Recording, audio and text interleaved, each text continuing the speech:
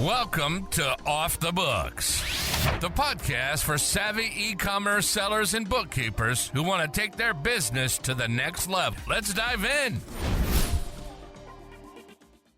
All right, welcome everybody. Hi everyone, welcome to Off the Books podcast. This week we have our amazing guest, even Scharf. I've known him for quite a while. I think for at least 3 years, and really got to know him. I'm really excited to have him on our podcast, and I also really want to hear a lot about. He has been in the business for quite a long time, longer than me for sure, and he has a very big team size.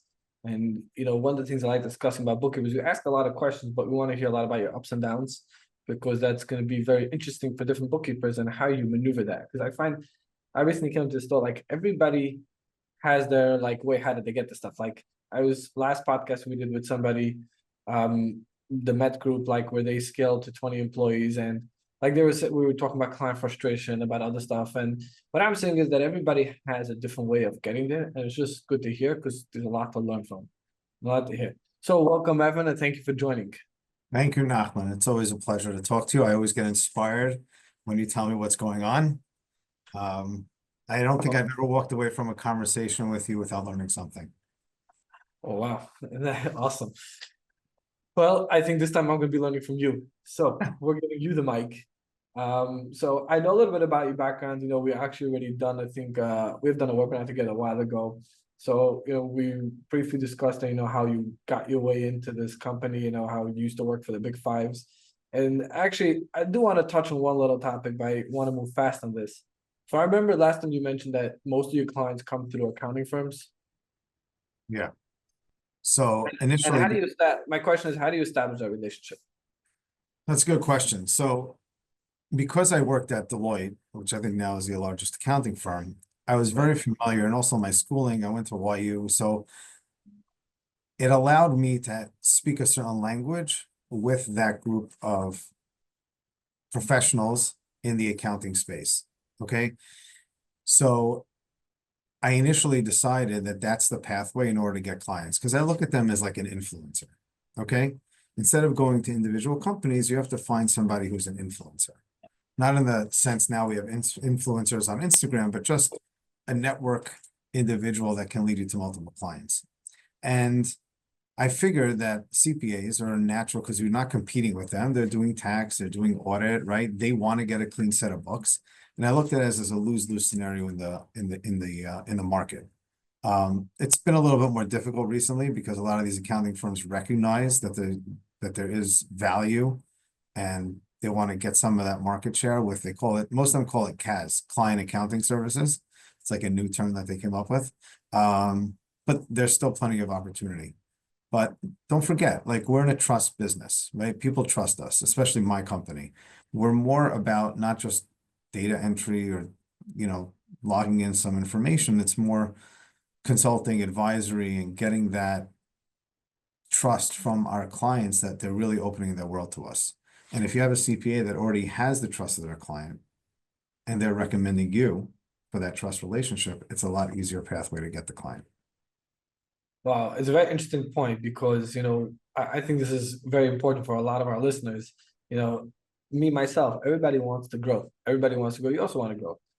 What I like about you is that you have this figured out, and the way you do it. A lot of times talk to bookkeepers, how do you get business? They don't know. They tried. Everybody has different methods. But I like how you have it really straightened out. And I think that a lot of bookkeepers should learn from this is that, sometimes, and I think the same goes for accountants. Accountants are also a trust business. But the thing is, once they establish trust with one person, whoever they recommend works vice versa. So I'm actually also getting business from accountants as well, who I've established a certain relationship, and they got to know me over time.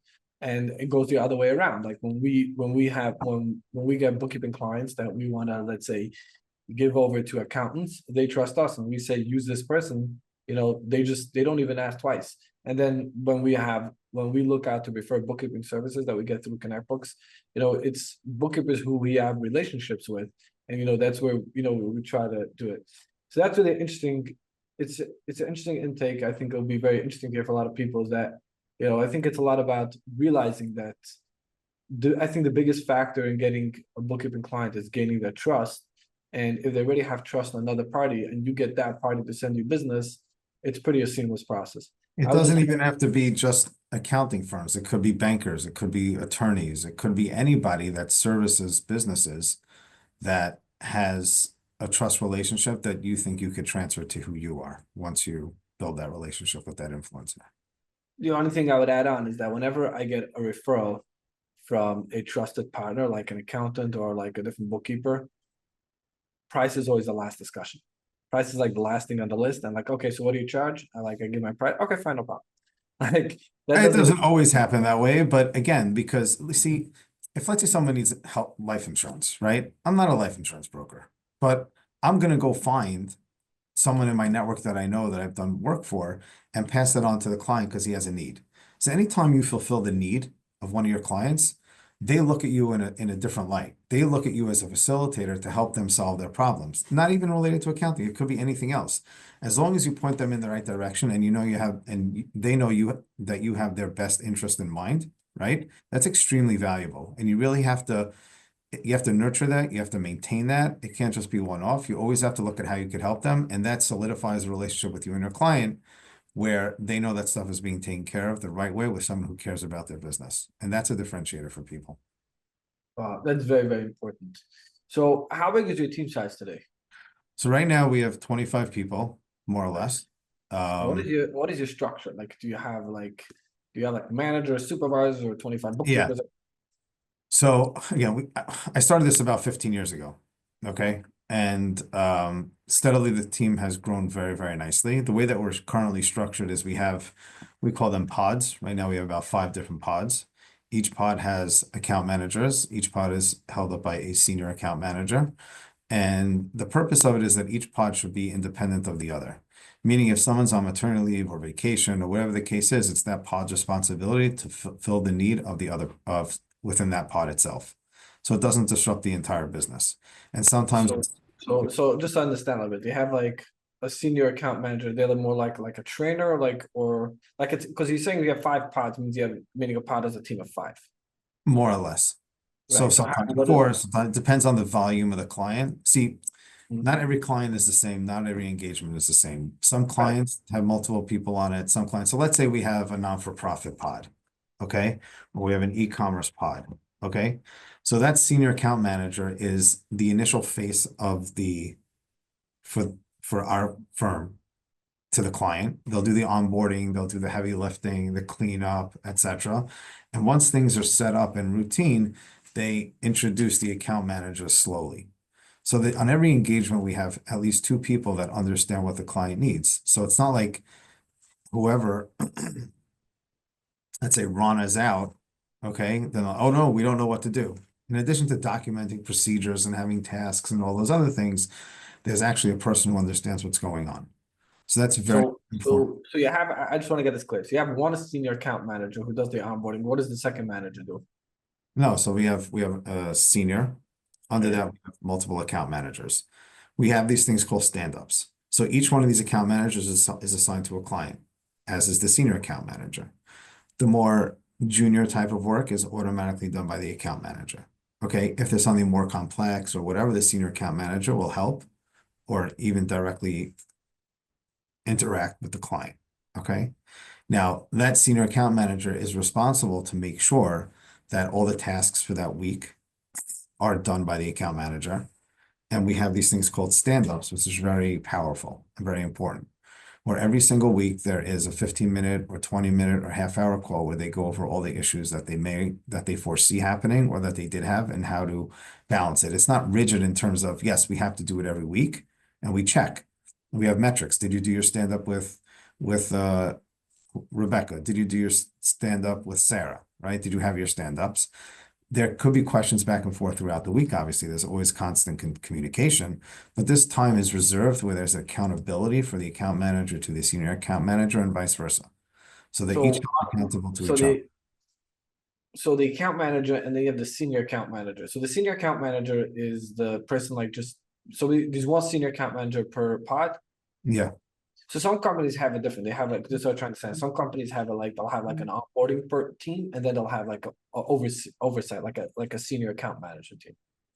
Right. So the reason why we don't do it that way is because we want the account manager to be part of that learning process with the senior Yeah, account that's manager. very important. That's very So, important. and we also want to elevate people over time. Like we identify certain people that are account managers now that will be senior account managers as the teams continue to grow.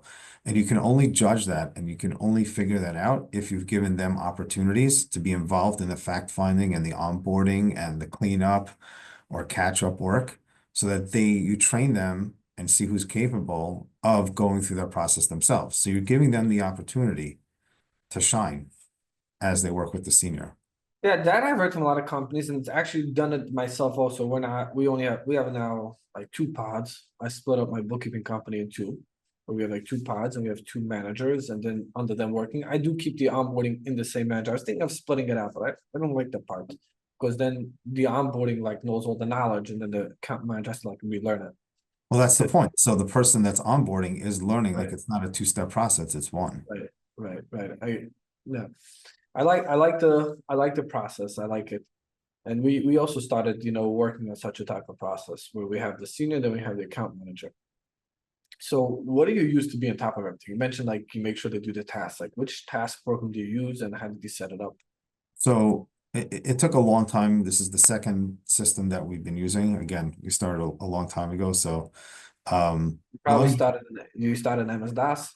no, no, I'm No, not that, you started with them. I'm You not, said I'm not 25 that years. old. I'm not that old. You said 25 years. It took me I a just little. want to clarify something though. Our account managers are in direct contact with our clients, just like I'm Okay. speaking to you. It's one-on-one. They're not hidden behind a curtain.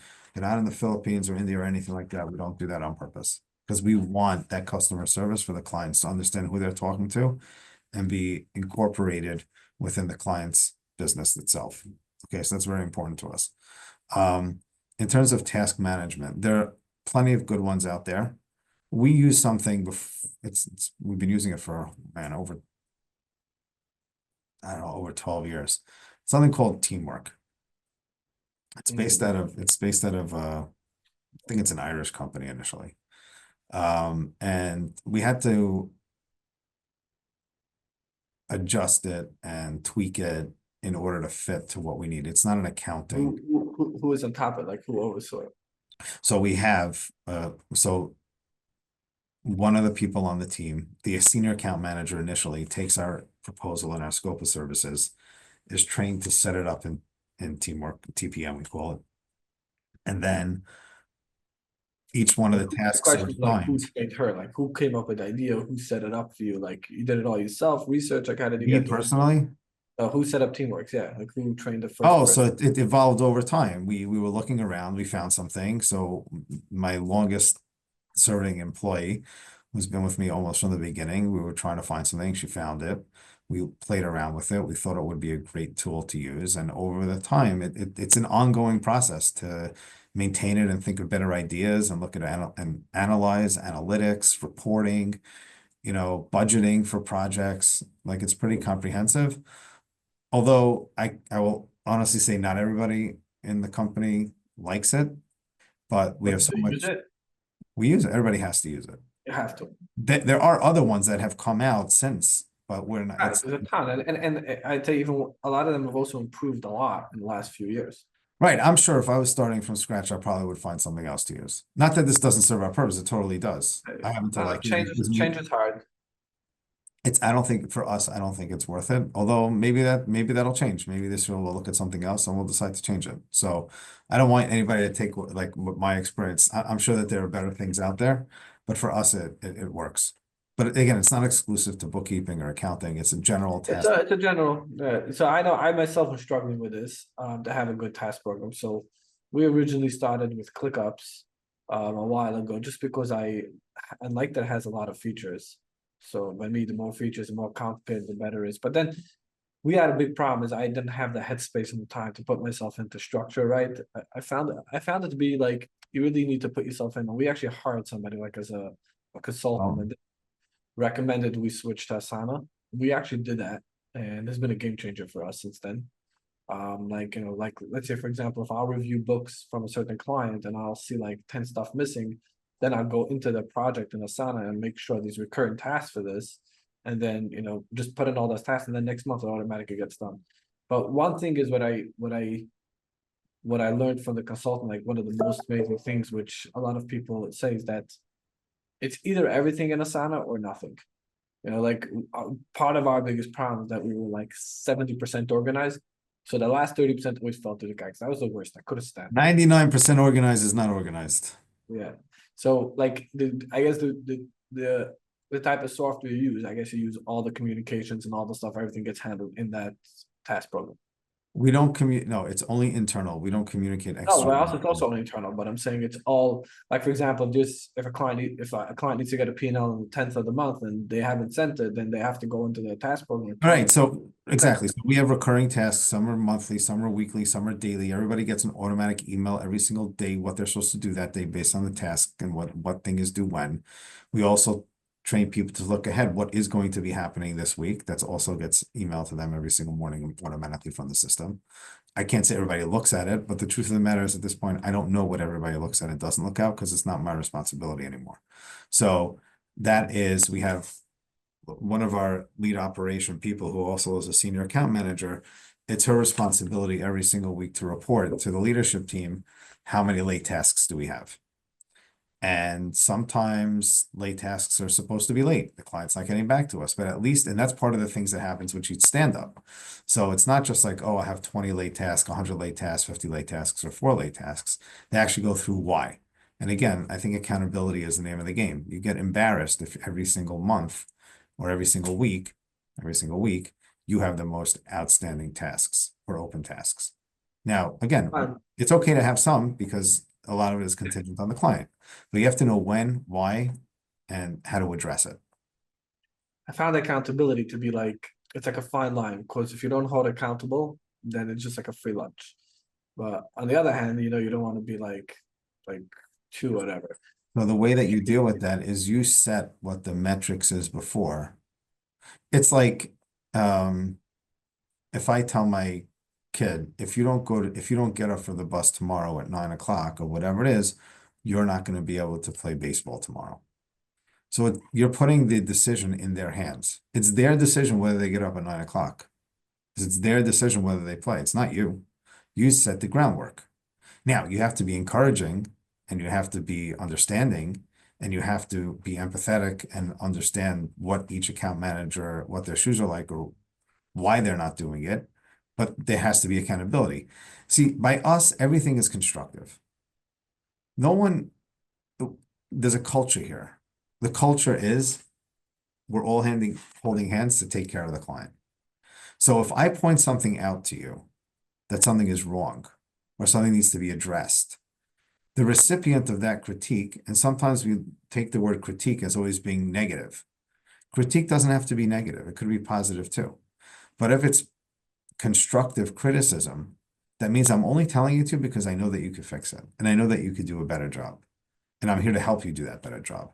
It's not, why is this late? This is crazy. What's the matter with you? Like that doesn't go anywhere. It's counterproductive. And honestly, it's hard to find. It's hard to find good people. It's hard to find great employees, especially in the accounting industry. And it's very easy for them to pick up and go find something else. And then you have to look at what is the cost of replacing that individual just because you weren't able to hold Forget them. about the costs, talk about the headaches. Headache, that's what I mean. Monetarily, cost could be anything, right? No, it's definitely, we definitely focus on empowering the team and making sure that they understand.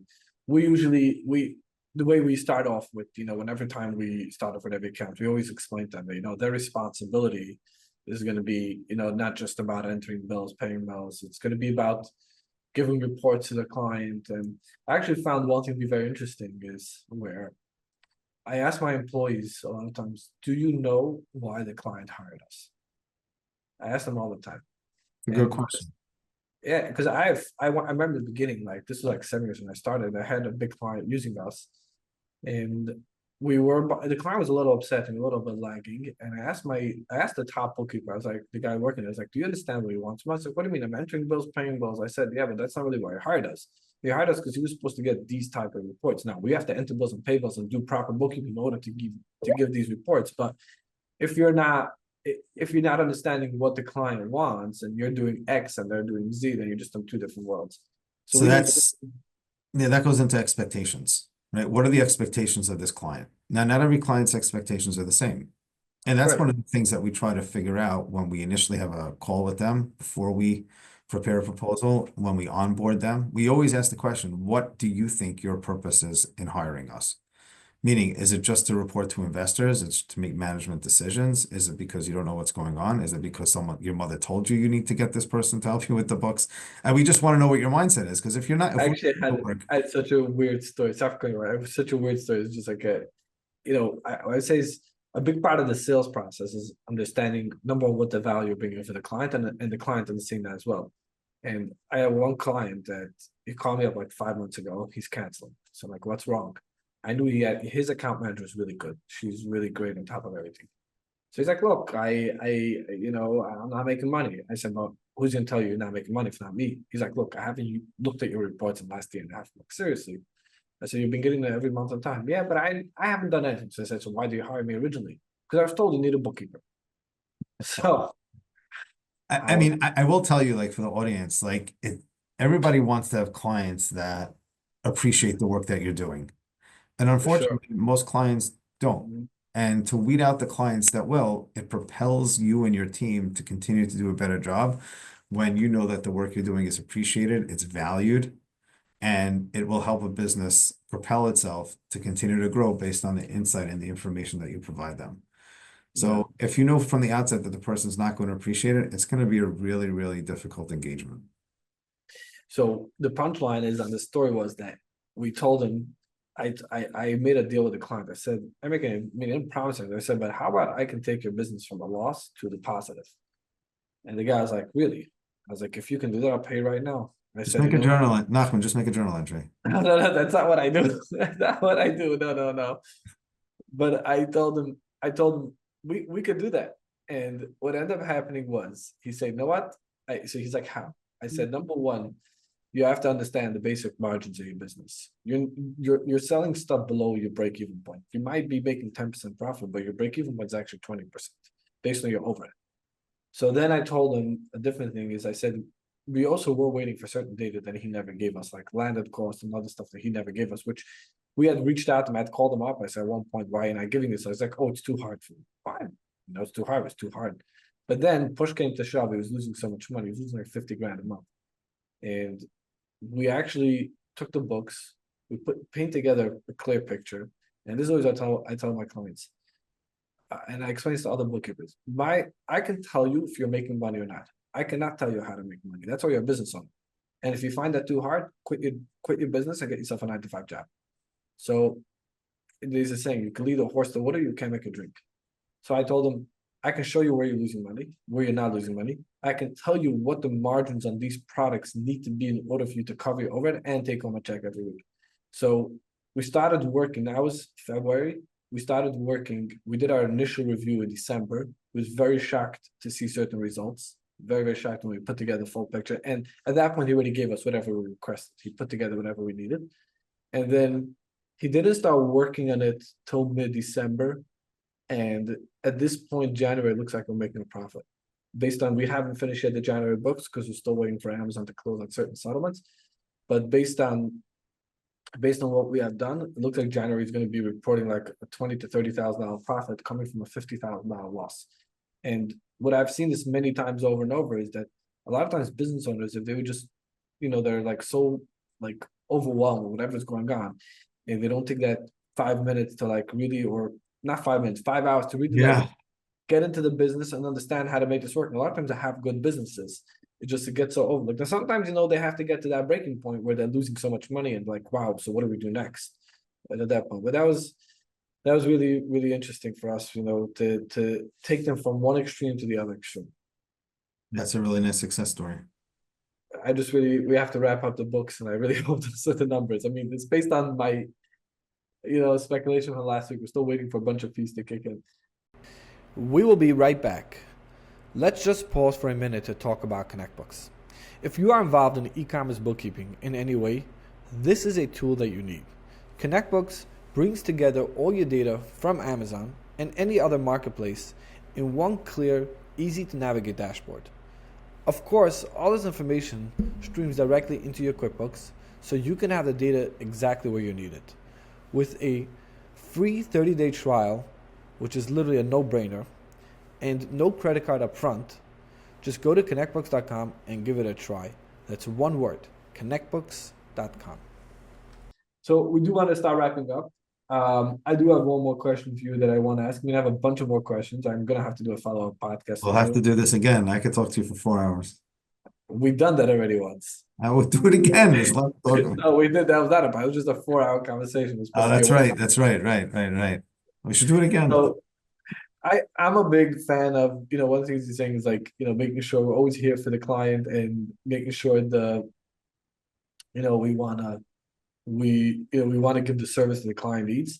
I'm not sure how pertaining is to you, depend on your client base, but what is your preferred method of communication with clients? Is it via email, WhatsApp? Is it phone calls, Zoom meetings? Like how do you let the clients communicate with the team? It's definitely not WhatsApp.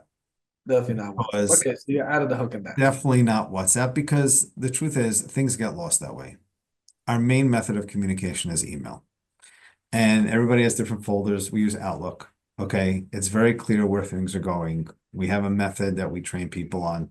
Don't move anything out of your inbox until it's taken care of. Flag it if you need to. There's always an easily identifiable trail. And you have multiple people on an email. Sometimes you want to CC someone, you want to BCC somebody.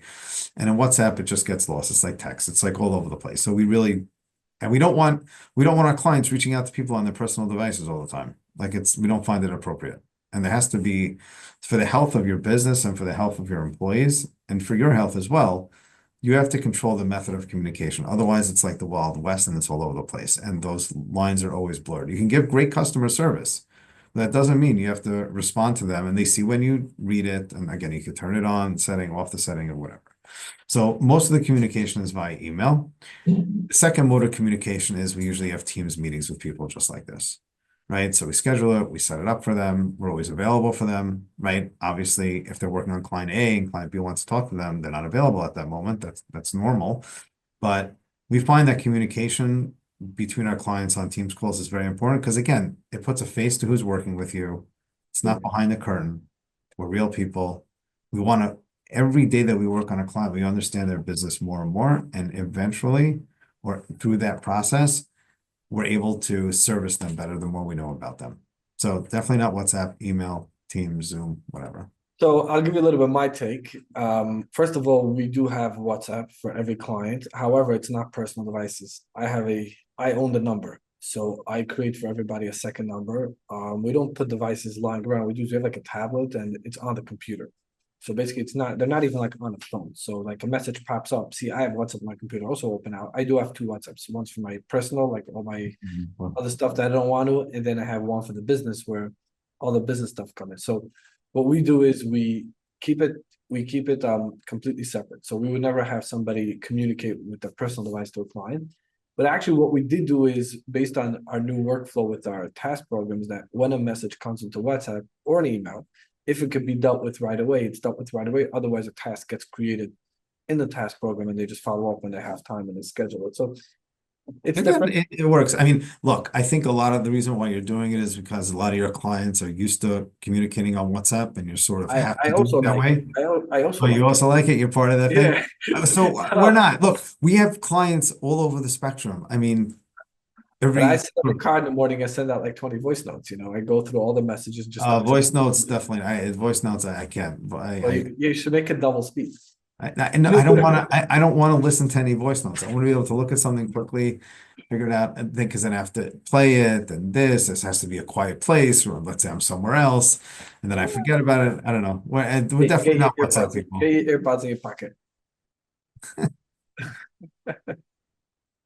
Pass. All righty.